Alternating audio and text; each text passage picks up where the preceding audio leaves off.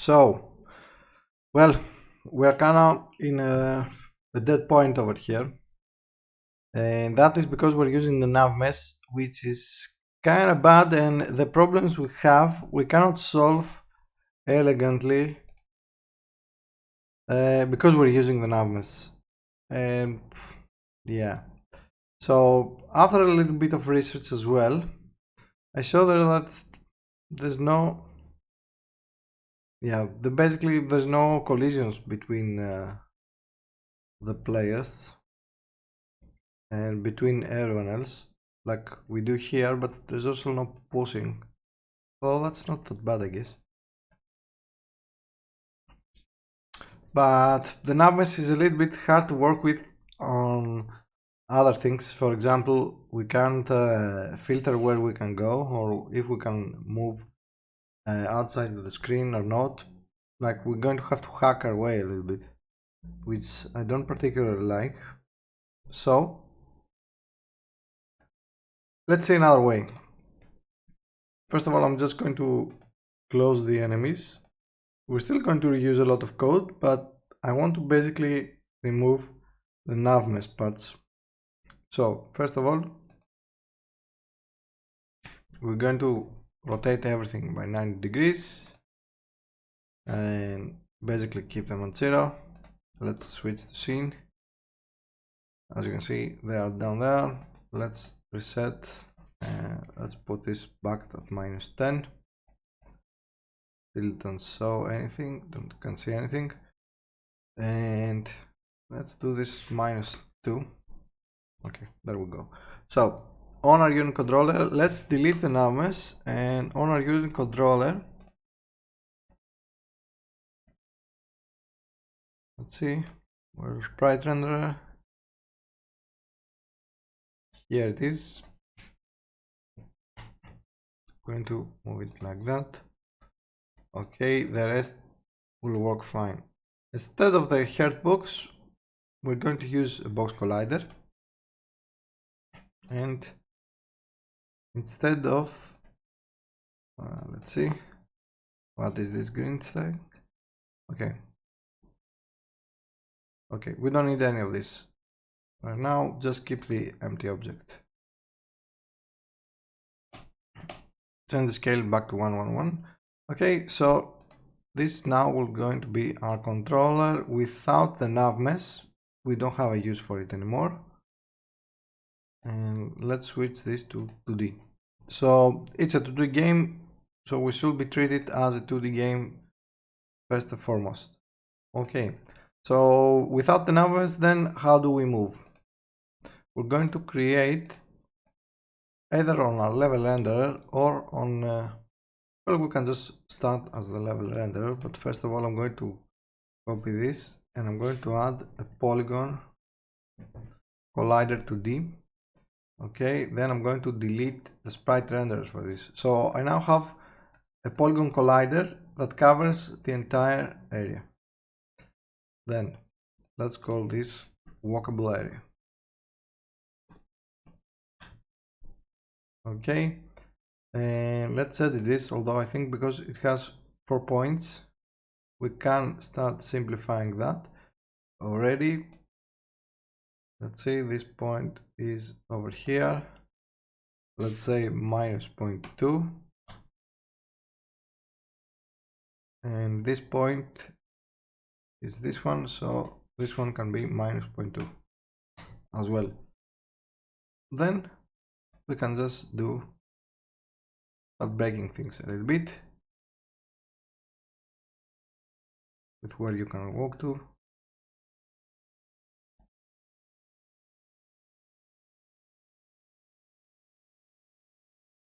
And for now, yeah, this will work fine for now. Okay, so that will be our walkable area, at least for the players. So let's go and add a script. Let's create a new folder which we're going to call tags, and in here let's create a T walkable, and let's open it up. Okay, I'm just going to delete this one, and for now we're just going to use the namespace. Perfect. So on the walkable area, I'm just going to add a tag for now, and let's go and change a little bit our player. I'm going to add a rigid body to D, and let's see, holder is up there. Let's see what our animations are doing, in case we need to. Okay, so we're not affecting sprite order at all. Okay, that's perfect, but we do have a hitbox. Let's open that up and let's delete it then. We're going to change this later, so for now let's leave it as it is. Close it. Then let's start moving on our controller. So basically what we can do, let's see, where is the move?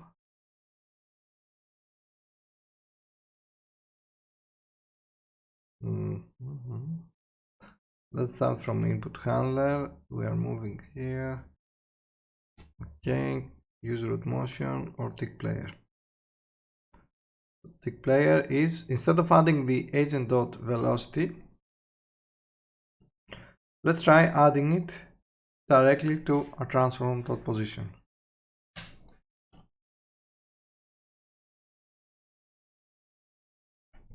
Okay, then let's see how this works.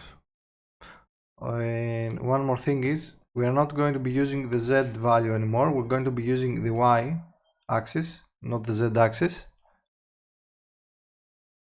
Let's hit play.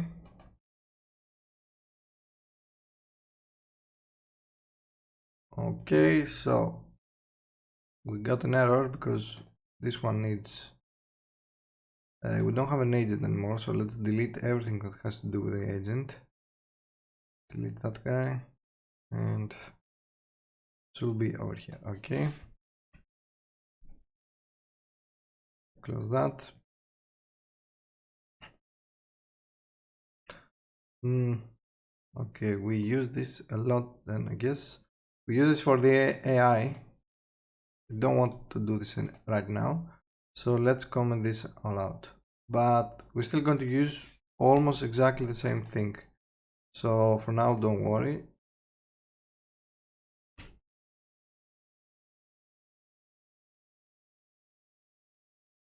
And let's just do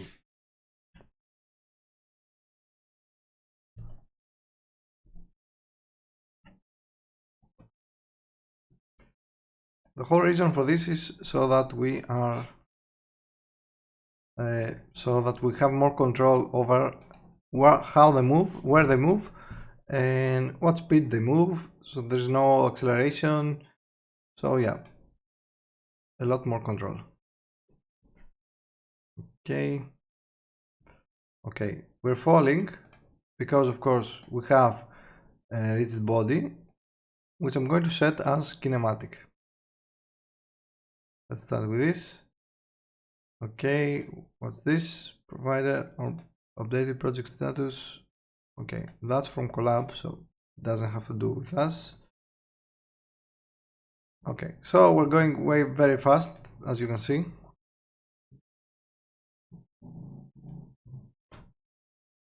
So let's go down, and then let's do on unit controller, on tick player.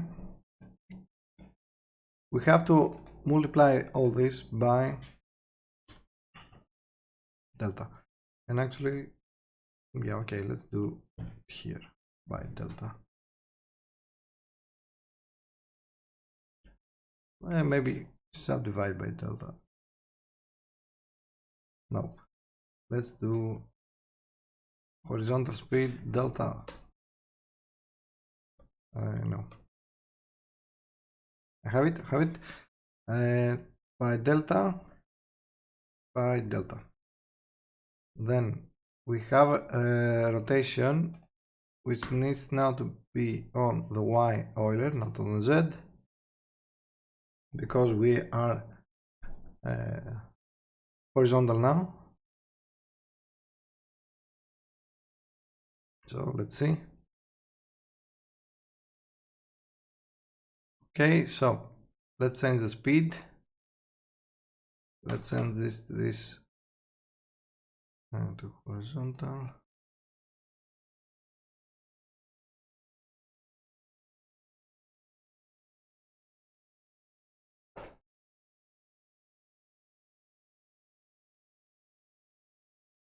Okay, we're still going way too fast. Let's try 10 or 100 by 100.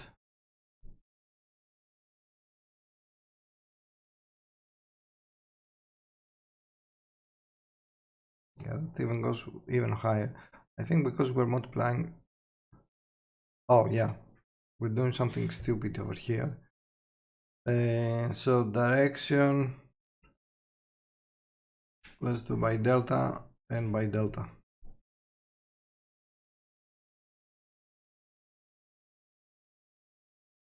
Then let's change this to 1 and 1. How we move. Yeah, now we're moving normally. I thought we were moving normally, but I think we're going inwards. Yeah, we're going inwards. So direction Y, vertical speed, player.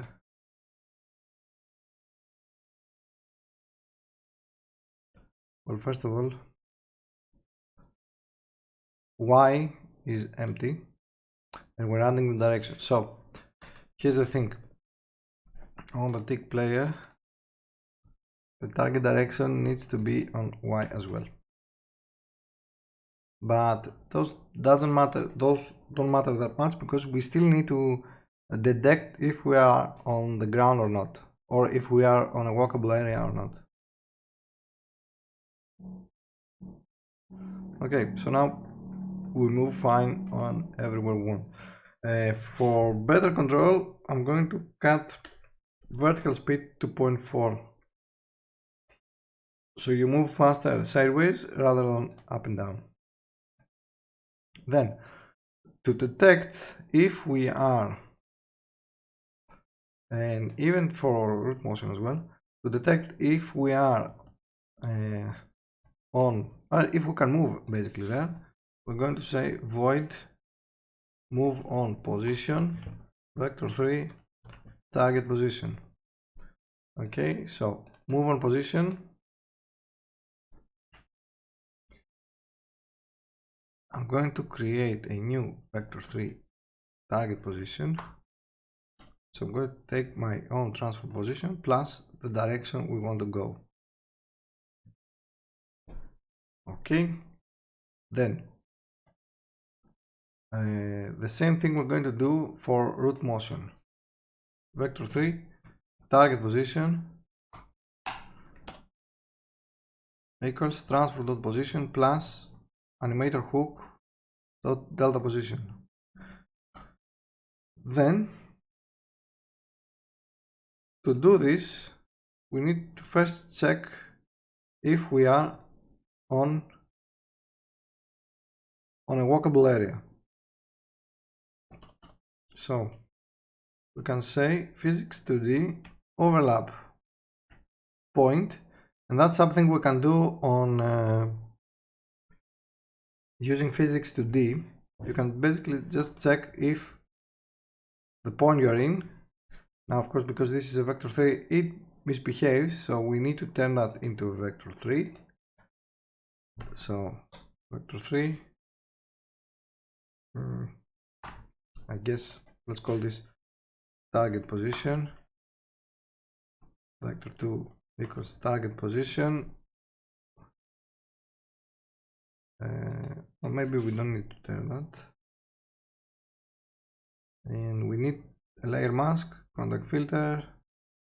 Yeah, everything takes vector 2 point, I guess.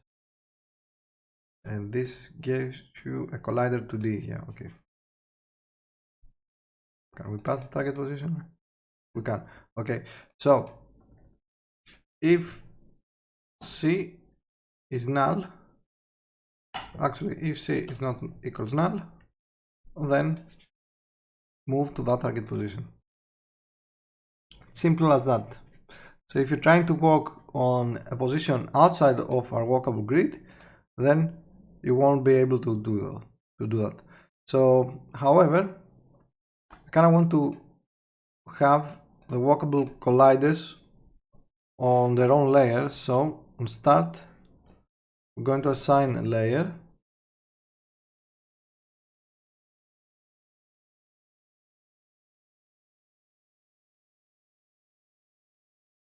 And let's call this one walkable layer, or just walkable. Okay, and instead of doing this every time, I'm just going to go on the tag and say GameObject.layer equals 7, which I hope it's 7. We'll see. So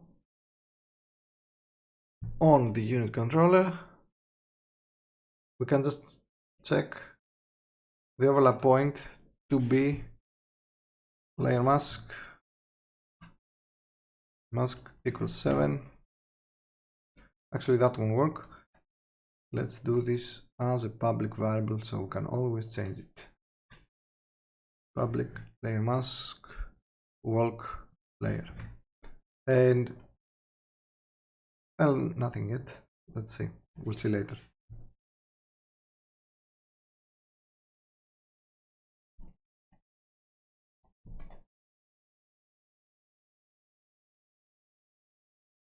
Okay, let's set up on our unit controller the walk layer to be on the walkable area. Okay, let's hit play. And now we are restricted. Now, of course, keep in mind that here is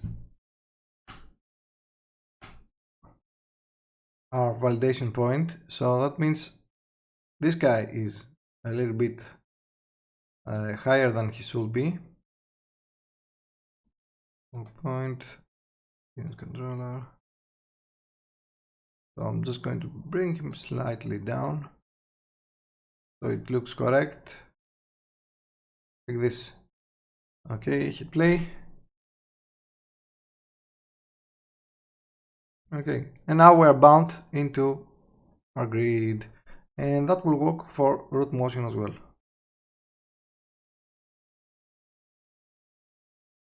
Now, my animations, of course, are moving on the Z axis, so I have to change them. But we essentially did the same thing with the walkables. But here's another thing we can do. Right now, I can basically walk off the screen, which is something, of course, we don't want. But if we say public bool is player as well, and then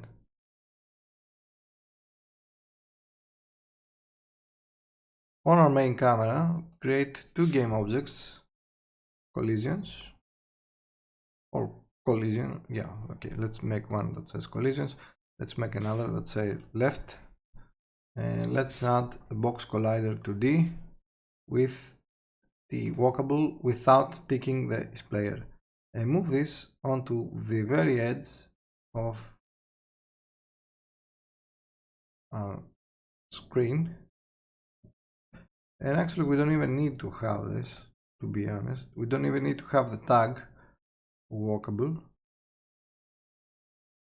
All we need to do is, okay, let's keep this as a walkable. Let's do this on the right as well. I'm just going to give him some leeway. Okay, both of them need to be triggers.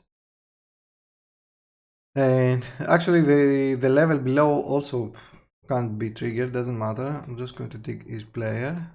So left and right, I think. Now if we start walking there, because we're going to be hitting another collider, it should stop us. Okay, it doesn't stop us because it hits the walkable area first, and if we have it be below the other colliders, it should stop us though. Okay, it doesn't stop us, and let's see why is that. The walkable area. Okay, change of plans. So let's do another tag, block movement.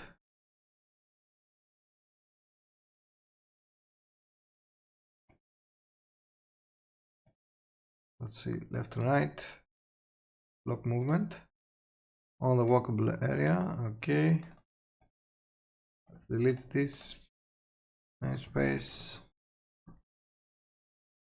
Okay, then all are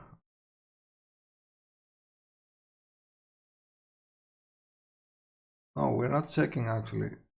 Yeah, okay, we are not checking if a collider has, we're just checking a collider.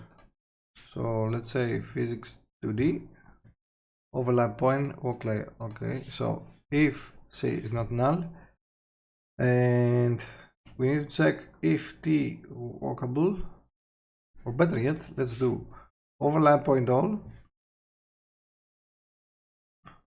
and we have this. So we'll say bool is valid, we'll say false. If is valid, then transform.position target position, and then now we need to check if all of these are valid. So we'll do for each in C, let's rename this to colliders, and we're just checking for T walkable. If item dot get component is walkable,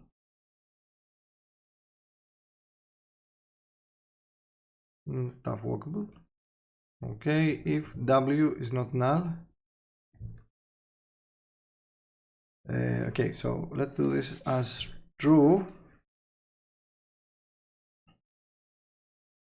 Actually, no, let's just be walkable, and is valid. If walkable is null, then is valid equals false, or T. Now that gets confusing. We could probably just do it with one. Let's see if one. Will it work? I don't know. We'll see. Oh, it will not work. Let's do collider also is valid equals false. Then we check if it's not null, is valid equals true. However, we check first for T block movement, item dot get component T block movement. If block not equals null, then is valid equals false, and break. Now, if this is a player, we can actually check if W is player as well, and we check, yeah, we check if is AI. So if is AI, it will always return is valid, else it has to be a walkable of player.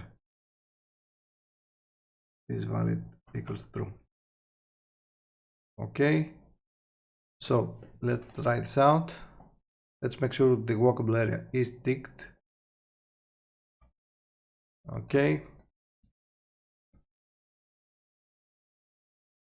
Okay, and here we have our blockers.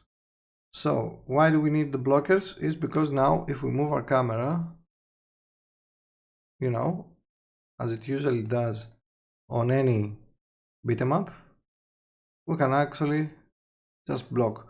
So basically the idea is we move the camera and then it comes along with us to see, to go to the next phase and the next phase and the next phase of the game and so on. Okay, perfect. So that's it for this one. on the next part we're going to add back our enemies, but another thing I'm going to do offline is basically recheck all the animations, and the ones that have a jump up like this, instead of moving on the I was pretty sure we had some cursor. Let's see, we have scale, sprite renderer, cursor to motion.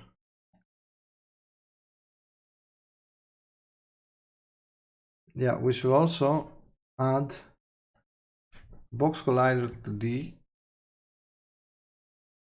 to this.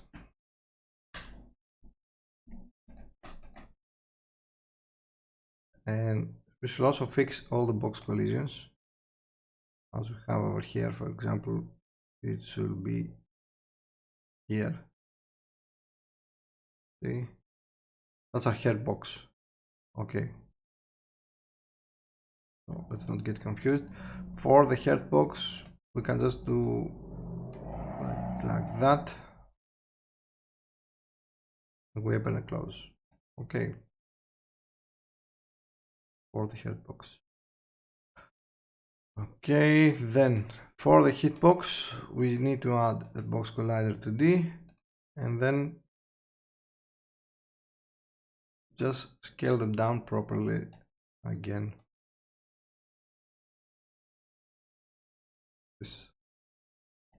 Now this might be a little bit hard to see what we're hitting, so we might want to add a sprite renderer. Let's add the box or square.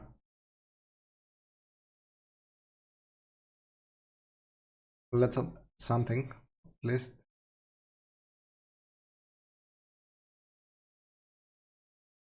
We're not seeing it. Yep, it's not a good fit anyway. Whatever. Okay, so just check where the hitbox is. That's a hurt box. Maybe make it a little bit bigger. Okay, perfect. Move this through, and but most importantly is change this sprite layer 1 position.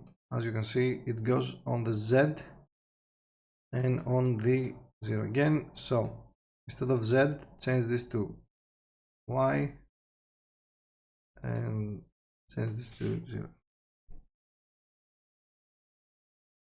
Okay, because now we're moving upwards on this level and not on the level we were before, not on the Z axis. We're now moving on the Y axis. So unfortunately I have to do this for all of them.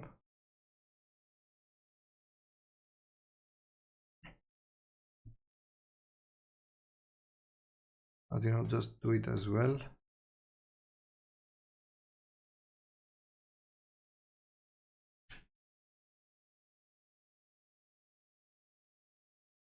Okay, get up front.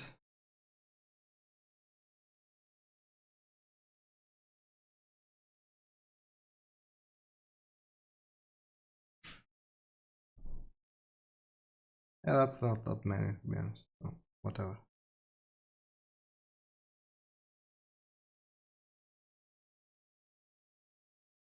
Get up front. Oops.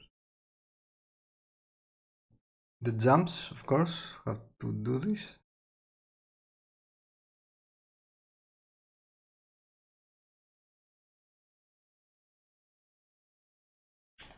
And 2.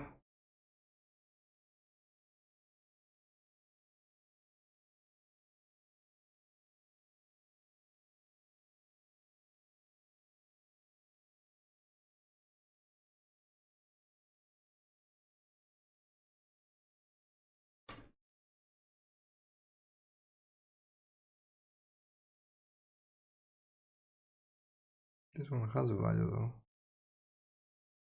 Shouldn't.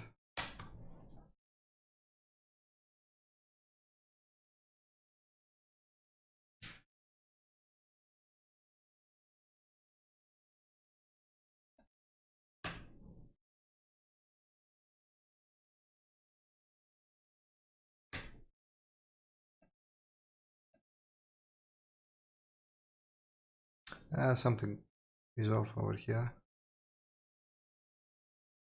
Probably this.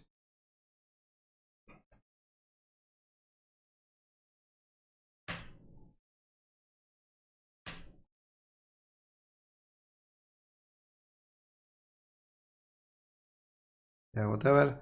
And then put tags. You know the idea. Just change everything and fix the collisions so we can work back onto the enemy AI on this. Okay, so I'll see you on the next part.